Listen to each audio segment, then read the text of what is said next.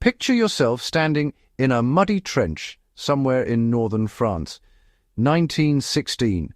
The air is thick with the smell of wet earth, cordite and decay.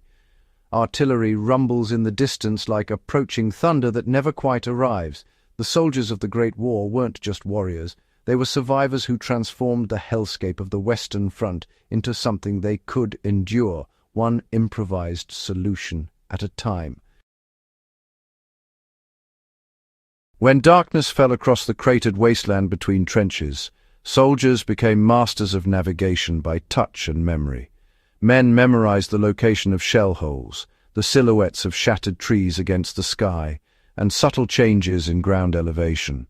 They learned to orient themselves by the stars when visible, but more often relied on compass bearings taken during daylight reconnaissance, counting paces until they could move through the darkness with confidence born of repetition and necessity. Creating fire in the trenches was both essential and dangerous. The glow could attract sniper fire, yet warmth and hot food were crucial for morale. Soldiers became experts at building small, smokeless fires, using salvaged wood and improvised braziers fashioned from biscuit tins. They learned to construct fire pits deep enough to hide the flames, sometimes digging small caves into trench walls where they could boil water or heat tins of bully beef. Clean water was perhaps the most critical resource on the battlefield. Soldiers learned to identify safer water sources by observing where birds drank or vegetation grew. They became adept at improvising filtration systems using layers of sand, charcoal scraped from burnt wood, and cloth torn from uniforms. Men learned to boil water in anything that could hold liquid, mess tins, helmets, even used shell casings. Getting clean water was honestly a daily struggle for soldiers in the trenches.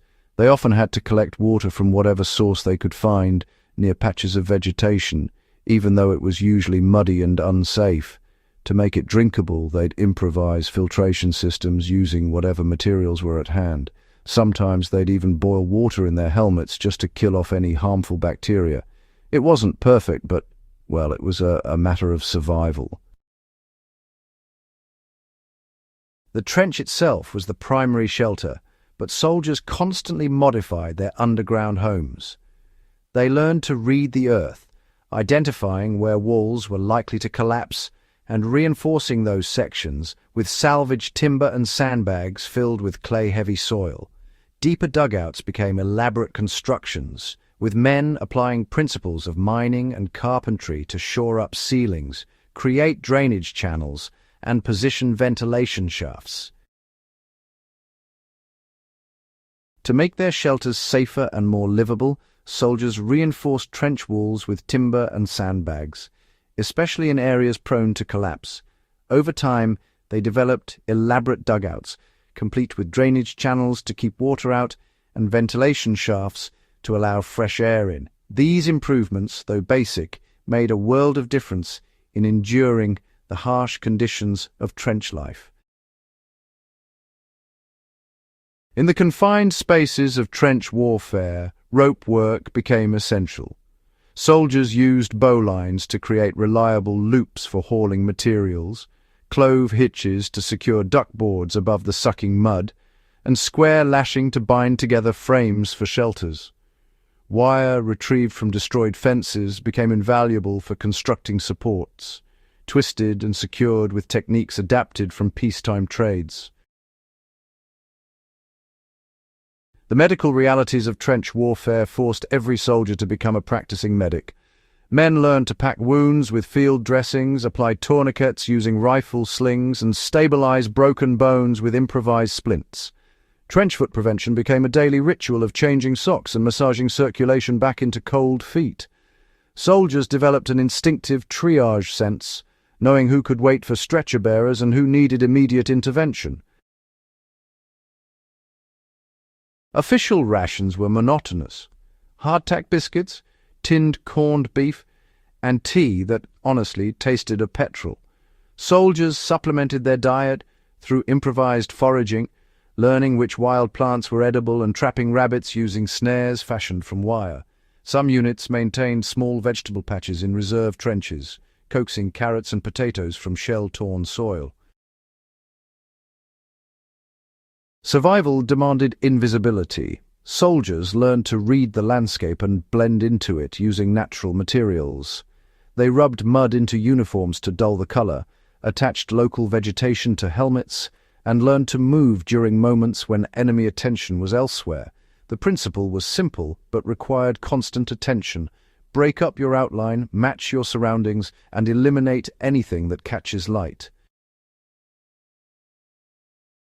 In the trenches, complacency killed. Soldiers developed heightened awareness, learning to distinguish different artillery shells by sound alone and reading the behavior of rats and birds as early warning systems. They memorized patterns of enemy activity and monitored their own physical state for signs of hypothermia or exhaustion. Every moment demanded vigilance, and the smallest detail could mean the difference between life and death. Soldiers listened intently, observed the world around them, and adapted to survive. The soldier's knife, bayonet, and entrenching tool required constant care in the corrosive trench environment. Men learned to clean and oil their blades daily, sharpen them on scavenged stones, and use their tools for multiple purposes. Bayonets became cooking spits and tent stakes, while entrenching tools served for cutting roots, splitting wood, and even cooking. The soldiers who endured the trenches mastered skills that connected them to warriors throughout history, while pioneering new adaptations for industrial warfare. Their ingenuity demonstrates a fundamental truth: we adapt, we improvise, and we endure. These men took ancient bushcraft knowledge and applied it in circumstances their ancestors could never have imagined. Their lessons remain relevant because they represent timeless principles of self-reliance that transcend any single era. If this journey through history and survival has sparked something in you, join us here at Fieldcraft Chronicles.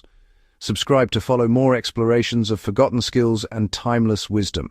Share this video with fellow history enthusiasts and anyone who values the art of self-reliance.